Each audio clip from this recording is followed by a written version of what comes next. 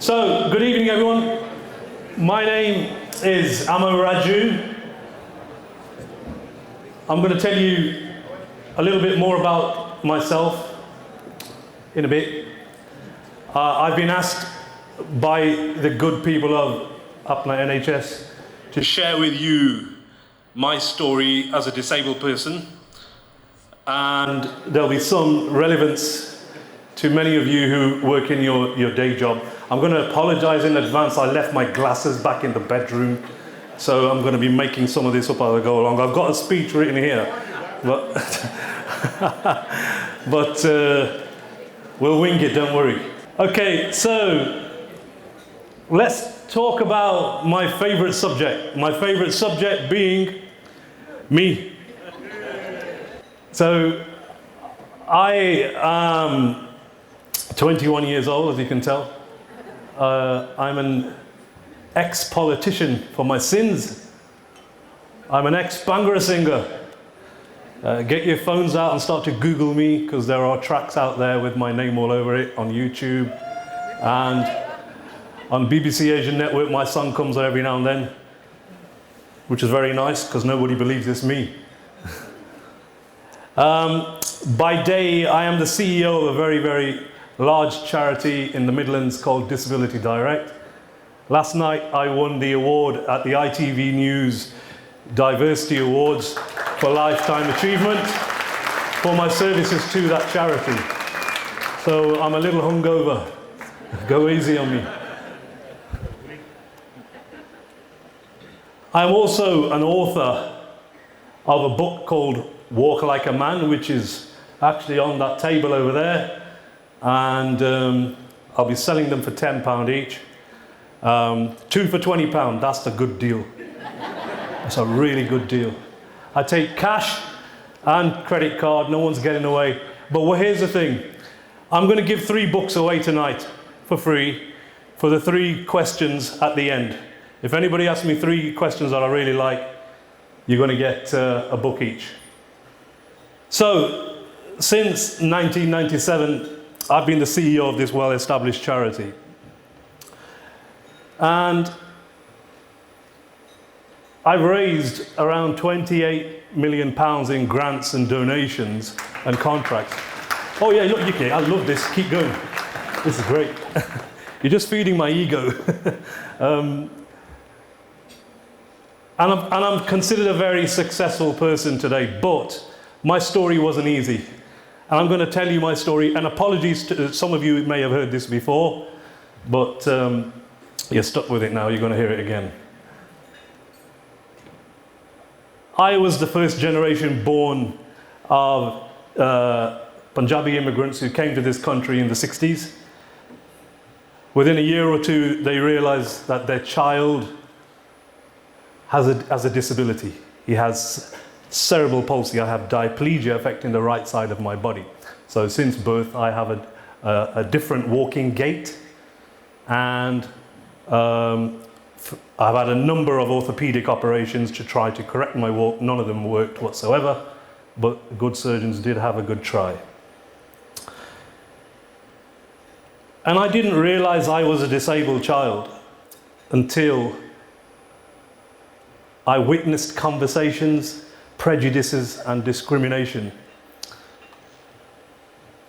And my first dose of that prejudice came when I witnessed a conversation in my own living room as an 8 or 9-year-old child. Some aunties came to my house and Mum decided she's going to go in the kitchen and make some tea for them, as always happens when aunties come to your house.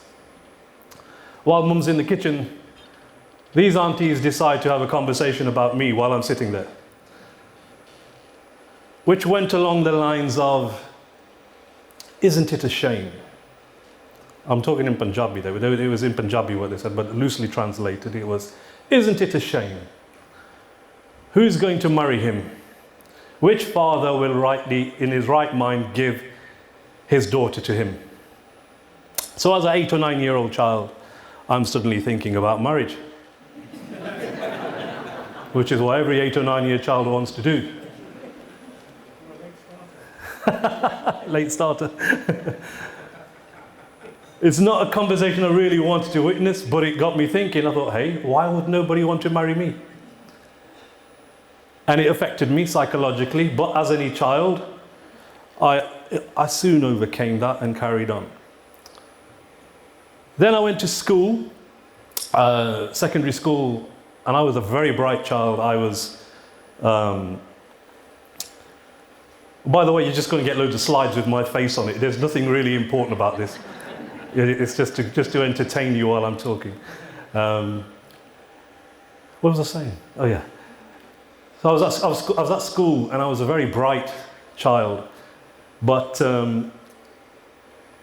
top of the class, grade A, everything. And then 3 little girls decided they're going to bully me, and they started imitating my walk, because nobody had ever done that in my life before. But they decided to make my life hell for the next 3 to 4 years. And I went from being a grade A student to pretty much the bottom of my class. And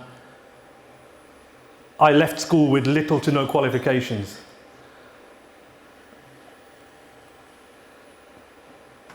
But then I did something that many teenagers do. As soon as I left school, I became loud and proud, because girls weren't following me into college. So what did I do? What any teenage boy does? I started to chase girls, particularly one girl. And I spent a good few years trying to make her become my wife. She's sitting on table 10 now.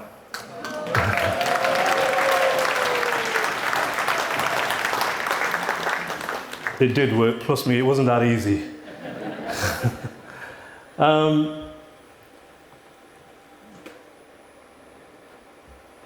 I became a singer. Somebody entered me into a talent competition. And to cut a long story short, I signed a record deal with Oriental Star Agencies here in Birmingham, released an album. A few years later, did another track with, you may have heard of True School, the producer. I did a track called Bobby Atlargate, which became a huge success on the dance floor. No. Every time I do a speech, he's always saying, trying to get me to sing. I've retired. And then, I spent many weekends, many happy weekends on the circuit doing live gigs. I was at many weddings and the daytime gigs. So those of you who remember in the 80s, I was pretty much booked most weekends with my stand. Somebody was skiving, weren't they, at school? Yeah. You went to the daytime gigs, yeah. Great. And when the DJs came, the dreaded DJs, they destroyed the live music industry, and I suddenly had no skills, no qualifications, and became very depressed. And ladies and gentlemen, I became so depressed that I actually thought about taking my life, because I was a disabled person with no qualifications, 3 small children to feed, a wife who was looking at me, my parents were looking at me, the whole community was looking at me, pretty much everybody was thinking this guy really is a failure. And something happened, to cut a long story short, my granddad basically said, get a real job now, come on, it's time you grew up. And I started as a trainee in this brand new charity that opened its doors, and within 3 years I became the CEO and took it to the heights that it has today and is enjoying, and I've loved every minute of it. But in order for me to get through those last 3 decades,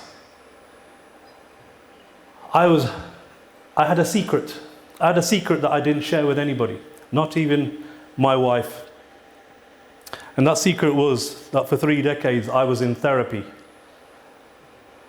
I used to disappear every now and then and spend an hour with a therapist. And it was the best thing that I ever did. And the reason I did that was because I actually first originally in 1993 went to my GP and said, give me some antidepressants. And the GP did something very progressive. He said, I'm not going to give you antidepressants, I'm going to prescribe you 6 sessions of counseling, of therapy. If after session number 6, the therapist says, Amo needs some antidepressants, then I'll prescribe them. So just to get those antidepressants, I went along begrudgingly to those 6 therapy sessions. And to this day, I haven't taken a single antidepressant. And I thoroughly recommend it. And even more so, I recommend it to males. Men, we do not talk. We do not talk enough. Something that I mentioned in the book. Have I mentioned I was an author? There's a book on sale over there. When women get together, I'm not being sexist here, but when women get together, you're very good. Within the first few seconds of being together, you start talking about what's on your mind. What's bugging you, what's bothering you. Whether it's the mother-in-law, whether it's the daughter-in-law, whatever, something's bugging you, and you get it out in the open. Men, we're too macho. The testosterone goes out the window if we start talking about our feelings. And we always say, when gentlemen get together, it's always, did you watch the cricket last night? Did you watch the football last night? That's their way of bonding with each other. And I always say, why is it that when men can't get together, why can't they say, guess what's pissing me off? Sorry, my French. Why can't they open a conversation about what's on their mind by just using those words? Because before you realize it, you're telling somebody, you're opening up, you're letting loose. And I think that's important. I'm a strong advocate of therapy today. It seems to be a dirty word in this country, but across the pond, it's normality.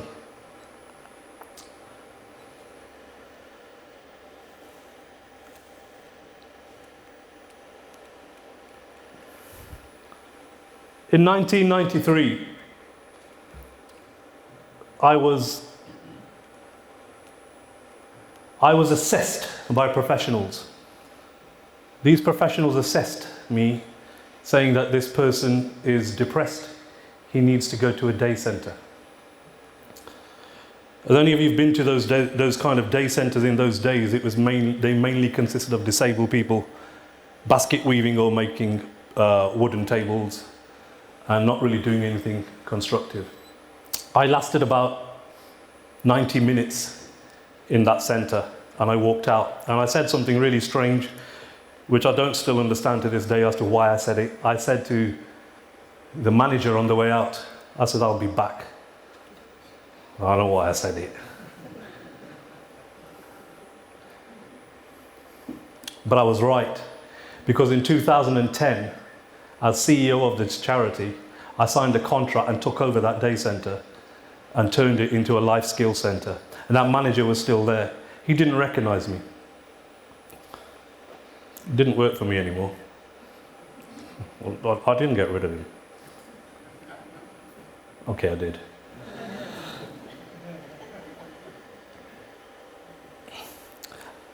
And when I went to work for this charity on my first day, the CEO at that time was a chap called Richard Shaw. He was a wheelchair user. And he said to me, Amo, I see something in you. There's a raw passion, there's a raw hunger, anger, frustration, which I need you to channel to the community. I says, why? What do you mean by community? He was a middle-class white man who purposely set up in the inner city of Derby, where the vast majority of the population were Indian or Pakistani. And I said, why did you set in this area? He goes, close your eyes, Amo, and tell me what is the symbol of disability. If I ask you now to close your eyes and tell me what the symbol of disability is, what is it? What colour is that wheelchair? No, sometimes it is. It was white in those days. It was mainly white. And he goes, the population is misguided. They think disabled people are white wheelchair users. He goes, it's up to you to go out there and spread the word that disabled people includes the other 92% who do not use a wheelchair, who are not white, which was a really progressive thing for him to do. Sadly, Richard passed away a few months ago, and he said, I purposely chose you for that because you were the right one to make this happen. And today, the charity that I support, 28% of the service users are from the non-white community, which is higher than the city average of Derby and Derbyshire. And I hear this term, hard to reach. I've heard it in NHS trusts as well. When NHS trusts talk about these communities are hard to reach. They're not hard to reach, you're just not trying hard enough. That's what I say to those trusts. Your approach is wrong. And if you think I've employed brown or black faces to make that happen, you're wrong. 80% of my staff are white. There's no magic formula, it's just using your brain, it's just applying different tactics. You don't need to translate leaflets into millions of languages to attract all communities through your door. You just got to try different approaches.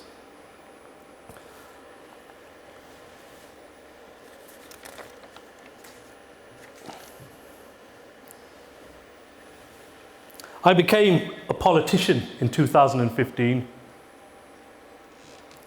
I don't know why I did it. I think maybe I was bored. The CEO job was just not challenging me anymore. And I won in a local seat in Derby. I became a councillor, and within a year I became a cabinet member. But then another dose of discrimination and prejudice happened. The opposition could not get me on any of my policies or any of my advancements as a councillor. So they decided, this one particular councillor decided that he's going to attack my character, my integrity. And he posted on social media saying, do not vote for the Labour councillor because he uses his disability. He uses his disability for political gain. And that, I didn't do anything. My board of trustees took offence and wrote a complaint to the local authority, and he was forced to apologise.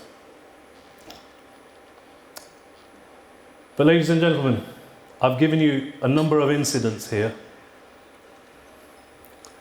Aunties making discriminatory, prejudicial comments. Little girls deciding to bully me. A manager in a day centre writing me off. And then a politician thinking he can achieve greatness by destroying somebody's integrity. And shall I tell you something? It wasn't, none of those people were from the white community. They were from my own community. Every single one of those people were from my own community. And that tells you what is wrong with society.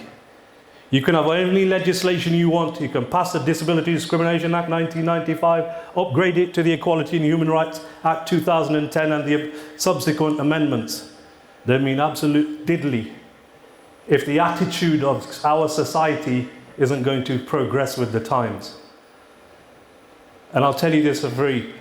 My book came out in 2019, did it? No, 2021. Within a few weeks of that book coming out, I was inundated.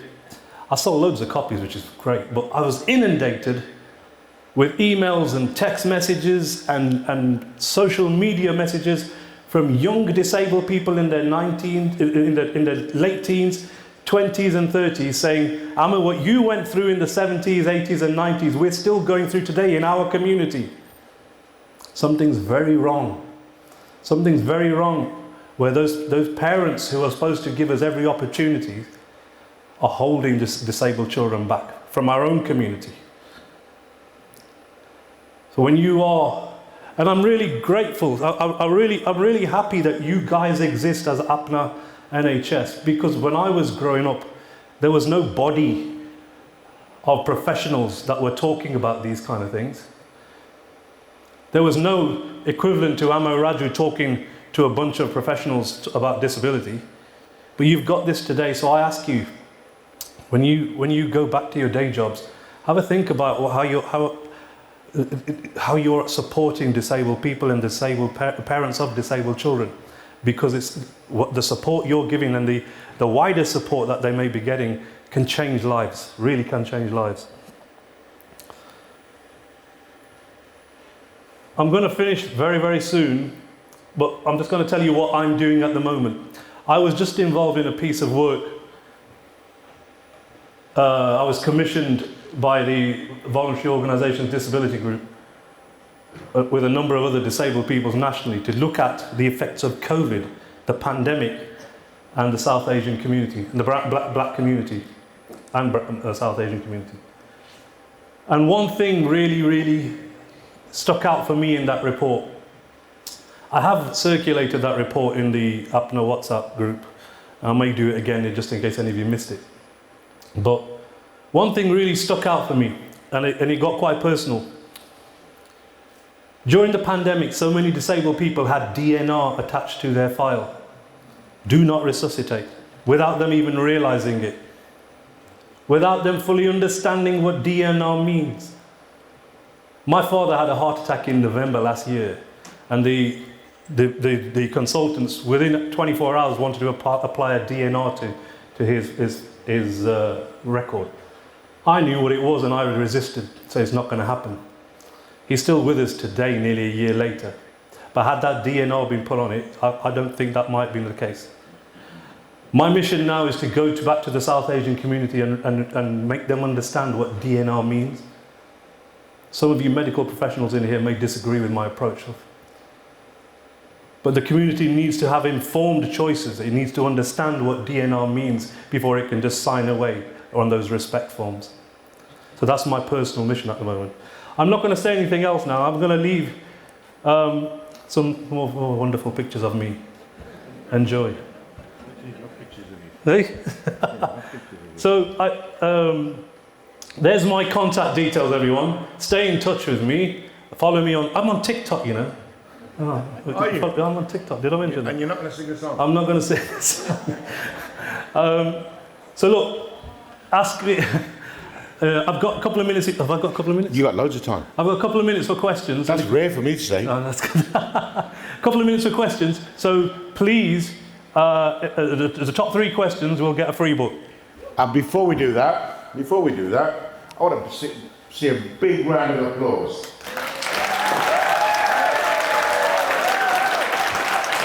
Mo Bilal, Faisal, Raju, and many others in this room who've got a disability. Do you see disability? I see no disability. I only see ability. These individuals are powerful, inspirational people. They do not have a disability. They have real ability to inspire and influence. So thank you, Raju. Thank you. Thank you very much. 1, 2, 3. 3 questions, and then we'll see if they've got time for a bit more. Go on, where you go? Firstly, I'd just like to say thank you very much for bringing the conversation here today, and also Derby Massive. Whoop whoop, Derby John, right? You've got a significant amount of senior leaders within the room today, and there's one thing for me that we tend to do at a lot of conferences is we talk a lot and we don't really do anything. So if you were going to say anything that you'd want us all to adopt and do, what would be the one thing that would drive the change that you're looking for? Good question. Senior leaders, I spend a lot of time talking to senior leaders of all professions. I even had a couple of years as an associate NED in a trust. And senior leaders have the best intentions sometimes. Sometimes they have the budgets as well. But they don't have the drive to make those changes. You're all aware of ICB's and the need to integrate health and social care at the moment, I think it's a load of rubbish. Because you're never going to integrate health and social care, because social care is always going to be the poor relation of health. It is always good, because a carer will never get paid the same wage that you will pay the hospital care staff. And until the government pumps money into it, it's not going to happen. And to involve the voluntary sector, you had an award earlier for voluntary sector, which I didn't win, but I ain't going to begrudge that. You had an award for voluntary sector earlier on, and I think it's great that you're recognising the voluntary sector. But for those senior leaders, I've got a simple message. We're not there to tick a box for you. We're there to work as equal partners. Bring us around the table and take us seriously. Those voluntary sector reps on your boards or on your ICB panels or whatever you've got, they don't get paid the same wages you do. Most of the time, they maybe even be volunteers. But take their experience seriously. And I honestly think you can make a massive change if you bear in mind the voluntary sector is actually bigger than the NHS. If it ever got its act together and united, you'd be the poor relation. So I'm asking you, talk to me, talk to people like me in every locality. There are equivalents to me, and they will work with you. So yeah, good question. Thank you. Hey, Did you get a book? you get a book. Go and help yourself to a free book. Second question, and then the third question, and then we'll go to a fourth, and that'll be the last one. Second question on the same table, I think it was. It's me, sorry. Hi, you mentioned about needing to move with the times and needing our community to move forward in kind of accepting others, being more understanding. And I think, there have been strides forward in some areas, but some areas we lag behind. And I speak as someone who is bisexual, who's in a relationship with a transgender, non-binary person, and who is also Muslim. In my opinion, in lots of sectors, the education we provide to our colleagues, to our peers, to our families is woefully inadequate. And we currently in the NHS provide all of our diversity training online as tick box exercises. In my opinion, that needs to move to a different kind of training. What I want to ask you is, what are your thoughts on how we help to educate our elders, our peers, our colleagues, and help them move forward with the times? Well, that's a really good question, and I wish I had a whole session to answer that, but I'll tell you what, we can spend all our time in workshops and on training modules, but when we go home and talk to mum and dad that this is going on, no, that's rubbish. It's our way. And when it comes to diversity, they don't understand. Let me give you a short example. My daughter got married in 2017, and I went to the Sikh temple. And in this Sikh temple in Derby, they told me, because I can't sit on the floor, they said, you've got to sit outside and observe the ceremony. And I said, bugger that, that's not going to happen. So I challenged them. I challenged all the priests there. I took them all on. And they weren't happy about it. And I just went and plonked myself on the stage where I was at the same level, height. The issue was that I shouldn't be at the same height as the Holy Book. Even sitting on the stage, I was still lower in height than the Holy Book. And I said to the priest, I said, if you can sit on at that height, why can't I? And today, that temple now has changed its views. But it's only going to take people to challenge those views. You've got to challenge your parents. And it's not their fault. They were brought up in a certain way with a certain belief. And you've got to challenge those gatekeepers in the community who come up with these rubbish rules. Absolute rubbish rules.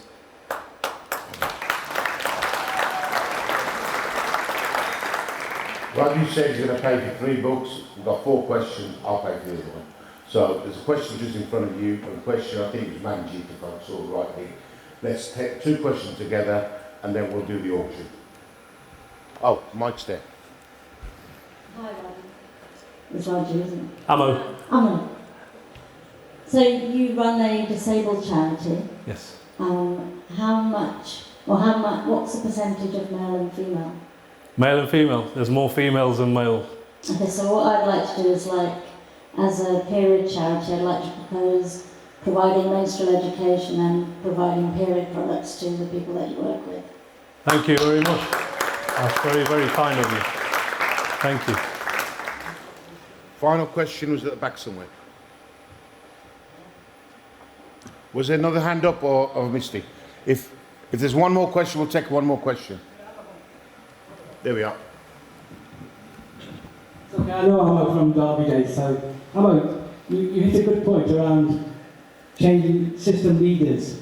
But what should each one of us in this room do when we go back? Is it about mentoring and taking people with us? Because sometimes we've seen the doors, when we get to the top, the doors are closed. I've got there, bye-bye. So what should each of us do from this conference, but also how do we help others move along and give them that support? Because I'm not seeing it in localities where I operate as well. Good question, Kiri. The simple answer that I've always done, see, my charity is a non-campaigning body. We don't campaign. We have no political opinion. And the way we've always got our foot through the door, whether it's within the NHS or whether it's in the local authority or any other important establishment, is to not necessarily, you're right, sometimes you don't even get the appointments with the right people at those levels. I'm going to tell you what I do. Sometimes I embarrass people. I go on social media. Don't call people out. I will actually say, this is going on, community. Do you know this? What are we going to do about it? I'll tell you what we need to do. I'll write a letter. For example, we have a Facebook group with 200 disabled people on it. And I'm not allowed to campaign, but if I want to stir people up, I'll put a comment in that Facebook group. And I invite those same professionals who do not want to talk to me to look at that Facebook group. And I invite journalists to look at the comments on that Facebook group. And then before you realize it, those kind of conversations are being discussed. And I've not actually done anything too difficult, really. So all I would say is use social media to your advantage. Do never embarrass people directly as individuals, because you'll never gain their trust. But it's about starting a conversation with them in a different way from the community. Keep every conversation user-led. Thank you. Thank you. Thank you very much. Thank you. Let's have a big round of applause for Raju. All right.